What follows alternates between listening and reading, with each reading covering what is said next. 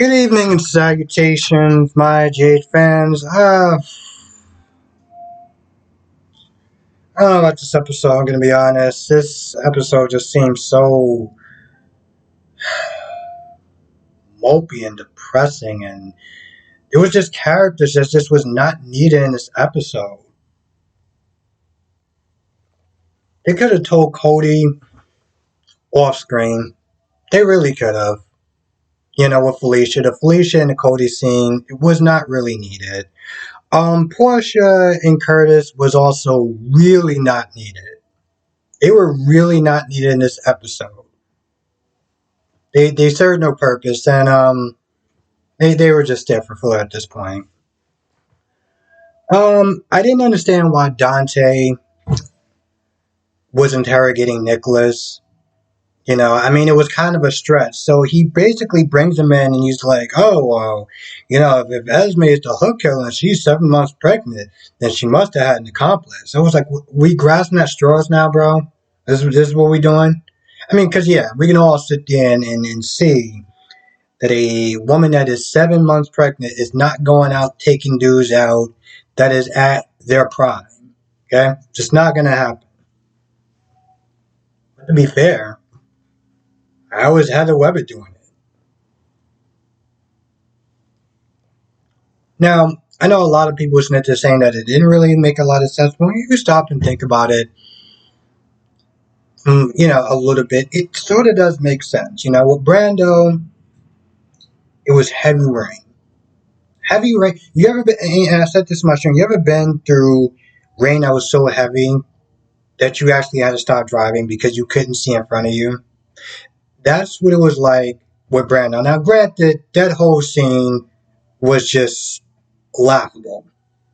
But it does say something about the fact that he, got caught off guard. Doesn't matter how good he is. Doesn't matter how good someone is. He can easily get caught off guard. Same thing with Cabrera. He's a trained cop and he might be a rookie. But, the only way that Heather's going to get a jump on him is by catching him by, surprise. So, okay. I know a lot of people are hoping that there's a copycat. Because, the reveal is disappointing. Let's think back about Hat Daddy. Okay? We found out the reason why Hat Daddy is stayed away so long. It was beyond disappointing. It was almost like it was a slap in our face. 60 years. Okay? Coming up 60 years. So we got 50-something years, and this is the best that you gave us. Really? One of the paparazzi showed their faces to take pictures of Maxie and ask her a bunch of inappropriate and insensitive questions. And the only thing that's really sad about that is that you actually have people that are like that in real life. You got paparazzis that are real scum of the earth. And I've said that before with that guy that I can't remember. Those two guys, remember they were sent there coming at Sasha? And I don't remember what their names are because we haven't seen them in so long. Point is, they're really like that. Now, the rest of the time, it's a very sad and mopey scene of Brad and Maxie and Nina, being sad about Britt's death. And Nina tells Brad and Maxie about her Huntington's disease because, they want to sit there and get a dress for the funeral. And a lot of her clothes are either shipped off or donated to charity. And so she tells them. And there was one point where Brad is like angry and upset, but they both agree to just do this for Britt because, well, it's what Britt would have wanted. Just like, them being friends is what Britt would have wanted. I don't really understand why they actually had so much of a problem in the beginning. I really didn't get that. They both done terrible things back in the day. And she's, Britt was only asking them to do one thing. Plan my party. And yet, for some odd reason, in the beginning, they seemed like they had such a problem doing that. It was just dumb, okay? It was just stupid. they both agreed to just kind of do it for Maxie. So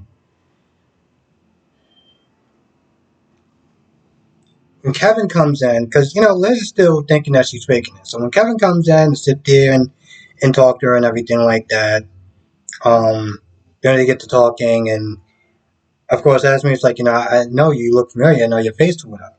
They get to talking. Marty comes in 5 minutes like, yo, I'm shutting down. I'm representing her. So he pretty much is like, yo, listen, don't trust anyone except for me. And Esme's like, well, Miss Baldwin has been really nice to me and yada, yada, yada. Don't trust anyone except for me.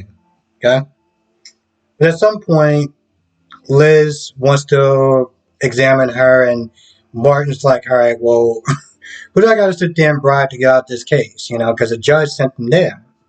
Turns out that the judge sent Martin there to represent Esme because Nicholas.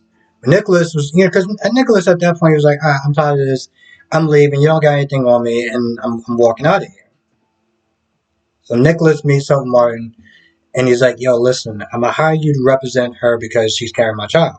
I'm going to double it. I'm going to triple it. Whatever you need, just get it done. Okay? I don't care what you got to do. Just get it done. Your family, and I'm paying you a lot of money, so do it. So he does it. Begrudgingly, but he does it. Almost forgot about Ulbrich and Austin. They didn't really do too much. They didn't really talk about too much of anything except for the fact that Austin told Ulbrich that she was leaving town. She wasn't going on vacation. She was just leaving town. But I guess maybe Liesel took comfort in the fact that she came back. She was going to sit there and just kind of just take the disease on by herself and just kind of just die alone. So at least she took comfort in the fact that she did come back there for her to be with her. Even Austin was like, at least she went out like a G. She went out saving somebody's life. But Austin also said that the person that did this to her is in the hospital behind security or whatever. So pretty much they're saying, hey, listen, don't worry about that. She's in this hospital right now. Like wink, wink sort of thing. So Liesel comes in there, and she's got the gown on and everything like that, being fake doctor and everything. Somebody asked me if she actually going to be the chief of staff at some point, but I'm like, I'm pretty sure she lost her license. I don't know how she plans on getting that back if she does become chief of staff, but now I'm just not there looking at this whole thing because she has that look in her eyes like she wants to sit there and kill him. But I'm like, maybe here's the thing with Liesel sometimes. Liesel gets so angry sometimes that being rational, common sense, everything goes out the window. Like when she set fire to Peter, and that whole cabin or whatever. And, here's the thing. You can blame Peter for a lot. But she blamed Peter for Nathan's death. And it didn't have anything to do with Peter at all. From what I understand, Faison was coming there to kill Peter. And it just so happened that Nathan got caught in the crossfire just by being in that office. But yet, she blamed him for Nathan's death. And now you're looking at this scenario where she seemed like she's about to come at Esme because she thinks that Esme did it. And if you really look at the whole thing, Esme being the killer makes no sense. The chick is like 7 months pregnant. She's taking out cops, veterans, all things that you would sit there and be like, there's no way that Esme is able to do all that. But Liesel, when she's angry and when she seeks vengeance, she doesn't process the things that normal people process. So I guess we're just gonna have to wait until tomorrow.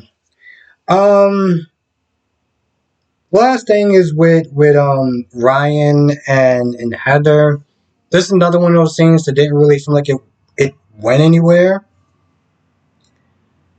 Um, Heather finds out because Ryan. I don't know how Ryan is getting all this intel. Ryan found out that Esme's pregnant, and at least we found out how Heather has been escaping and just going around hooking people left and right. Because she got a guard that's not there looking the other way. When she was there saying, "Oh, well, I got a guard," he looked the other way, whatever. I was like, well, what? What did she have to do to get that guard to start looking the other way? I'm just in my head. I'm like, I I don't think I want to know what she had to do to sit there and get those favors. But at least we know now. It's starting to make more sense why she's the hooker. She was even saying that she wanted to go after people that she felt did Esme wrong. Just for a lot of people that's there thinking that she's still not the hook killer, is looking more and more and more and more like she's the hook killer. Well, let's be honest. She is the hook killer. I don't think that they have another hook killer. I think she's the only hook killer. For anyone that's there thinking that is disappointed at her being the hook killer and they thinking that there's going to be somebody else, we really shouldn't be giving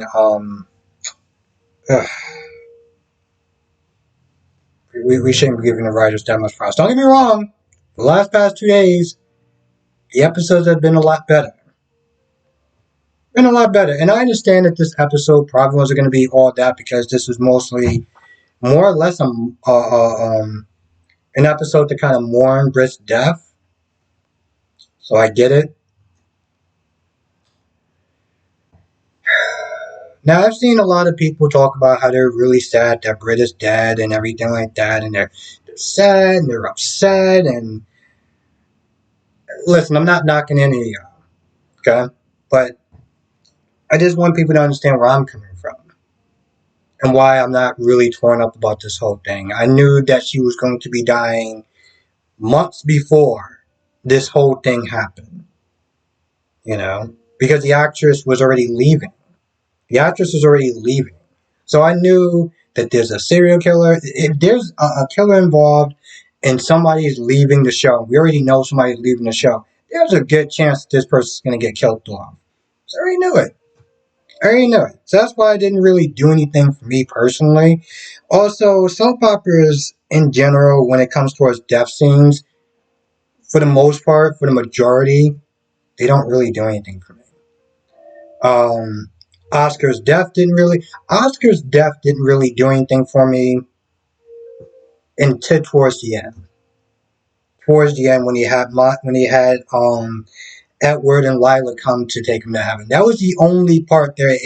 It kind of got me for a little bit. And of course, Sasha's baby, because it's a child, and that's always a very sensitive and touchy subject. It's always a heartbreaking story. So that was probably like the only one that actually kind of got me, and I needed to take a break even before I start doing my review. But for the most part, it doesn't really do much for me. Some people were upset the fact that they didn't make it where the actress could return. The actress moved. I think to England or something like that. She moved, and so most likely it was just not gonna work out. Also, if they get another Brit, she may not be as good. A lot of people was feeling the chemistry between Britt and Austin. But if they have somebody else to play Britt, that chemistry may not be there. So people still may not get what they want. So ultimately what it comes down to is the character had to go. The character had to die.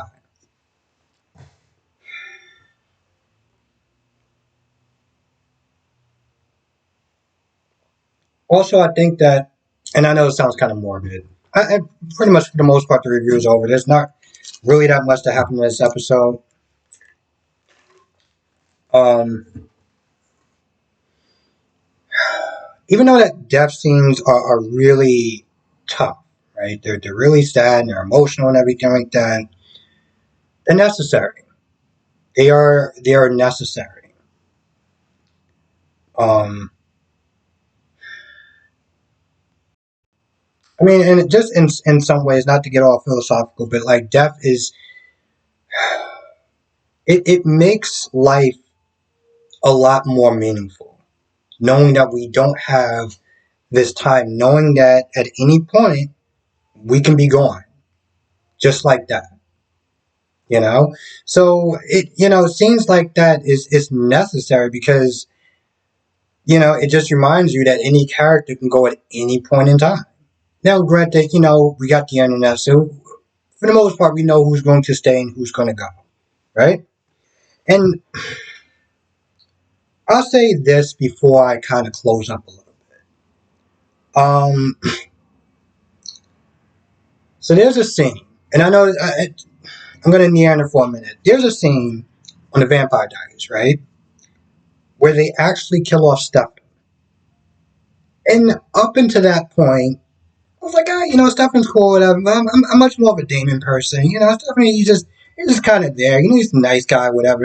Unless he goes all rip or whatever, right?